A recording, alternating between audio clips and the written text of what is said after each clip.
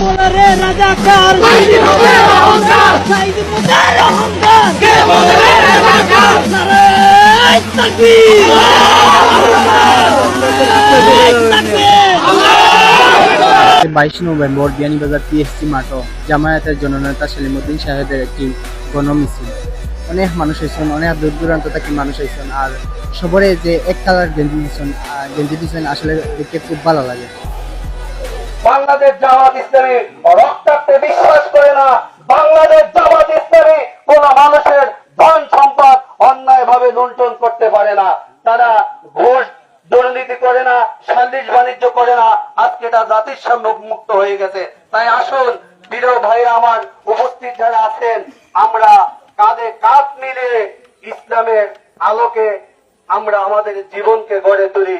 ইসলামের আলো দিয়ে শুধু মুসলমান না, হিন্দু, বৌদ্ধ, খ্রিস্টান সব জাতিকে একমাত্র ইসলামী তাদের অধিকার ফিরে দিতে পারে।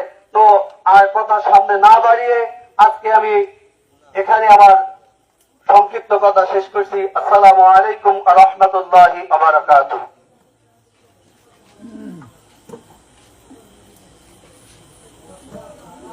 ধন্যবাদ আমাদের জামাত ইসলামী ডাকু ইউনিয়ন সভাপতি জনাব হাফেজ মোহাম্মদ আলামিনকে। এবারে আমরা সংক্ষিপ্ত কথা সম্ভব অত্র এলাকার কৃতি সন্তান জনাব মোহাম্মদ আনিসুর রহমান সাহেবের মুখ থেকে।